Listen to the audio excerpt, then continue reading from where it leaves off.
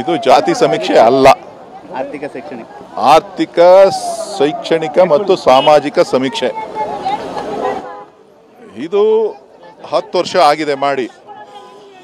ಒಂದಷ್ಟು ಗೊಂದಲಗಳನ್ನು ಇದೆ ಅಂತಕ್ಕಂಥದ್ದು ಸಾರ್ವಜನಿಕ ವಲಯದಲ್ಲಿ ಚರ್ಚೆ ಆಗ್ತಾ ಇದೆ. ನಮ್ಮ ಸರ್ಕಾರದ ಮುಖ್ಯ ಉದ್ದೇಶ ಏನಪ್ಪ ಅಂತ ಹೇಳಿದ್ರೆ, ಶೋಷಿತ ವರ್ಗಗಳಿಗೆ, ಶೋಷಿತ ಜನರಿಗೆ, ಕರ್ನಾಟಕದ ಶೋಷಿತ ಜನರಿಗೆ ನ್ಯಾಯ ಒದಗಿಸಬೇಕು ಅಂತಕ್ಕಂಥದ್ದು. ಸೊ ಇಲ್ಲಿ ಯಾವುದೇ ಒಂದು ವರ್ಗಕ್ಕೆ, ಒಂದು ಜಾತಿಗೆ, ಒಂದು ಧರ್ಮಕ್ಕೆ ಅಲ್ಲ, ಇಡೀ ಕರ್ನಾಟಕದ ಸುಮಾರು 7.5 ಕೋಟಿ ಜನಸಂಖ್ಯೆ ಏನಿದೆ ಎಲ್ರಿಗೂ ಕೂಡ ನ್ಯಾಯ ಸಿಗಬೇಕಾಗಿದೆ.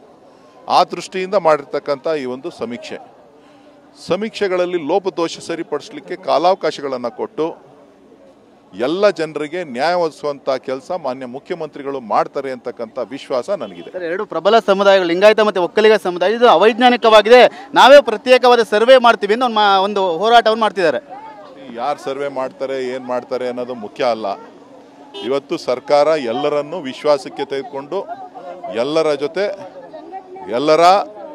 ಎಲ್ಲ ಜಾತಿಗಳಲ್ಲೂ ಕೂಡ ಬಡವರಿದ್ದಾರೆ, ಎಲ್ಲ ಜಾತಿನಲ್ಲೂ ಕೂಡ ಶೋಷಿತರಿದ್ದಾರೆ, ಅವರೆಲ್ಲರಿಗೂ ಕೂಡ ನ್ಯಾಯ ಕೊಡಬೇಕು.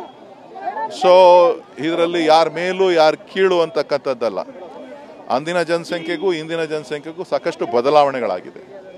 ಸೊ ಎಲ್ಲ ಕ್ಷೇತ್ರದಲ್ಲೂ ಎಲ್ಲ ರಾಜಕೀಯ ಪಕ್ಷಗಳು ಮತ್ತು ಹೋರಾಟಗಾರರು ಮತ್ತು ಸಾಮಾಜಿಕ ಕಾರ್ಯಕರ್ತರುಗಳು, ಮಠಮಾನ್ಯರೆಲ್ಲರೂ ಕೂಡ ಎಲ್ಲೋ ಒಂದು ಕಡೆ ಇದು ಭಾಳ ದಿನ ಆಯಿತು, ಪುನರ್ ಪರಿಶೀಲನೆ ಮಾಡಲಿ, ಹೊಸದಾಗಿ ಮಾಡಲಿ ಅಂತಕ್ಕಂಥ ಬೇಡಿಕೆಯನ್ನು, ಅನುಮಾನಗಳನ್ನು ವ್ಯಕ್ತಪಡಿಸ್ತಾ ಇದ್ದಾರೆ.